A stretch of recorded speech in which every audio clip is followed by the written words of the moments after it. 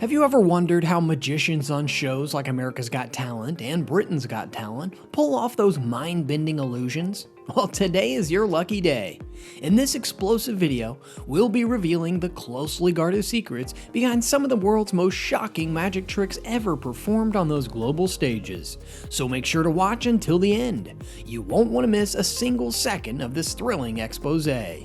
Let's kick it off with a hugely viral act from one of magic's biggest illusionists. If you caught David Blaine's latest special, you'll know this particular illusion caused quite the social media debate. It starts out simple enough, with Blaine introducing a spool of thread with a needle hanging off the end. But then, shockingly, he takes that needle and starts stitching his mouth completely shut. One by one, Blaine skewers the needle through his lips, looping the end all the way around to form tight stitches that gradually seal his entire mouth. But the act of bodily mutilation is just the beginning. Blaine then has actress Priyanka Chopra randomly select a playing card from a deck. She chooses the Jack of Spades and tears off one of the corners, handing the torn section to the host for inspection. The remaining card gets sprinkled back into the rest of the deck. At this point, Blaine tosses the cards into the air. As they fall back down, he somehow catches the remaining piece from that torn Jack of Spades inside his sewn shut mouth. Blaine has someone come over with a pair of scissors and carefully cut every single thread to reopen his mouth. When he finally stretches his jaws apart, sure enough, the card piece is just sitting there on his tongue. The host confirms it's the exact same torn section from earlier, making the seemingly impossible a reality. So, besides being terribly unsettling, how did Blaine manage to load that card piece into his sewn lips for the jaw-dropping conclusion? Well, the secret lies in a brilliant application of preparation and misdirection. You see, the very first step of Blaine breaking off the initial piece of thread from the spool in his mouth, that's the critical moment where the mechanics start getting set into motion. While this looks normal, this is actually when he takes the opportunity to secretly load a folded up card fragment into his mouth. But where did that card fragment come from initially? Well, it turns out that the Jack of Spades card that Priyanka picks up was a gimmicked double backer. Before the performance, Blaine took two Jack of Spades cards. On one, he carefully tore off a full corner section to create that fragment that ended up in the host's mouth. On the second card, he simply traced a thin outline around that same corner area to weaken the cardstock there. When it came time for Chopra's free card selection, Blaine used a subtle but highly technical force to ensure she chose that pre-gimmicked double backer card.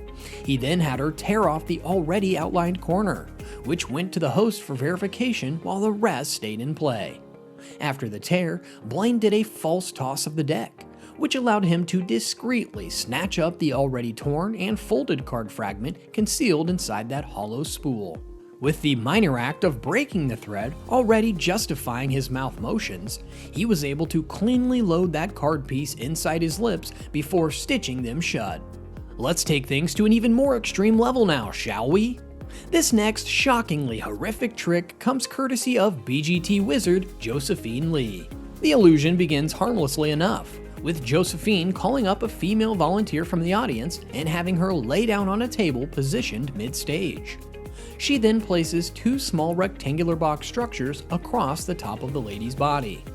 After securing the woman's feet inside an ankle barrier, Josephine starts slowly spinning the table around multiple times as two of her assistants position a secondary neck barrier up near the volunteer's head area. At this point, those two box structures up top are pulled apart slightly, revealing a narrow separation running horizontally across the woman's torso. Before anyone can process what's happening, Josephine's crew then slides two long razor-sharp metal blades through those open slits, effectively dividing the top and bottom halves of the woman's body. The two sections of the table then get rolled apart to sit on opposite sides of the stage, with the woman's upper and lower dismembered halves still weakly twitching around independently of each other. If you didn't know any better, you'd swear you just witnessed somebody's body being cut in half on that stage. But of course, that's where the real magic happens. After rejoining the table segments, Josephine calmly removes all the barriers and metal plates. And surprisingly, the volunteer remains completely unharmed and whole, standing up in one piece like nothing even happened. Okay, so I know what you're thinking. How in the world was this shocking thing achieved without actually, killing someone? Well, let me explain. Let's start with the fact that this woman is definitely not just some random audience volunteer. She's an extremely skilled and limber acrobatic performer, a crucial part of Josephine's regular crew. Everything from her demeanor when selected to walk on stage to her nonchalant body movements upon laying down on the table are all subtly rehearsed and purposeful. For example, if you look closely, you can see that Josephine deliberately leaves an obvious set of colorful socks on the woman's feet after removing her shoes.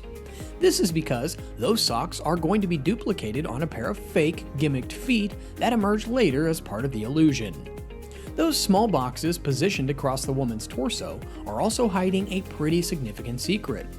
Take a closer look and you'll spot a black gaffer's tape sticker attached to the box section over the woman's lower abdomen and legs. That sticker is there to camouflage an open space for the woman to eventually tuck her real legs up and out of sight. So, when Josephine finally straps that ankle barrier in place, it's not actually fully secured. There's just enough wiggle room for the woman to slowly pull her feet up out of the restraint once the table starts spinning to obscure her movements from view. That brings us to the next crucial sleight. As the table gets rotated so the woman's head is facing away from the audience, her unseen body movements shift into high gear. With her legs now freed, she's able to gradually start to twist them up into that blacked out top box compartment while the spinning continues to misdirect. Simultaneously, a crew member near the table discreetly lowers down a gimmicked set of fake feet on a mechanical rig to take the place of the woman's real legs. These fake feet are outfitted with an identical pair of colored socks to match what she was originally wearing. The coordinated maneuver allows for the seemingly impossible shot of the woman's lower torso now being separated from her upper body once those metal blade dividers are slid into place through the box slit. Those blades don't actually penetrate or cut into the woman at all. They're just additions to the intense dismemberment illusion. Instead, the blades meet together in the middle of a custom groove that runs down the center of the table. This creates the shockingly horrific impression that they are directly slicing the woman's body, when in fact her legs are already tucked up and out of the way. The table sections are then able to roll apart seamlessly since the woman's upper body is now in one divided box segment, while the fake mechanical leg rig occupies the other section. This allows her dislocated body parts to move around independently in that harrowing, deathly, still yet twitching fashion. But don't think the illusion is over just yet. As disturbing as the separation is, Josephine actually doubles down on the misdirection for the eventual reuniting of the woman's body. When the two table halves are rolled back together, pay very close attention as Josephine reapplies that ankle barrier. In an amazingly bold but carefully imperfect motion, her assistant actually swaps out those fake mechanical feet for the woman's real legs again. By the time Josephine lifts off the metal dividers and boxes at the very end, the volunteer is able to uncurl herself from the top box area with her legs reattached, allowing her to just calmly stand up and walk off like she wasn't just brutally mutilated seconds prior. Speaking of mind-blowing illusions, get a load of this next act pulled off by legendary street magician Dynamo. The trick starts off simply enough, with Dynamo approaching a young couple out for a stroll. After some casual talk, he tells them he's going to take their picture, but without using an actual camera. The couple looks at him skeptically, but Dynamo just rubs his hands together and holds them up framed like he's grabbing an imaginary shot. Moments later, he reaches into his empty hands to pull out a fully developed instant photo print, handing it over to the stunned pair. Sure enough, it's a picture perfectly capturing their poses from just seconds ago. So how in the world did Dynamo pull off this seemingly impossible photographic feat? Well, the secret lies in a combination of pre-show preparation and some highly skilled sleight of hand. You see, if you look very closely at the photos Dynamo hands out versus the actual stances of the people right before he takes the pictures, there are a number of small but critical differences. Things like body positioning, arm angles, props being held, they don't quite match up properly. The reason? Those weren't pictures Dynamo took himself with some mystical mind camera. They were pre-existing shots captured earlier without the subject's knowledge. Here's how the deception went down.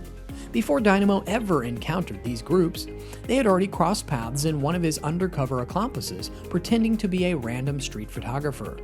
This shill snapper offered to take some candid shots of the people, with them posing accordingly, thinking it was just an innocent photo op. But unknown to the subjects, that photographer was actually working for Dynamo.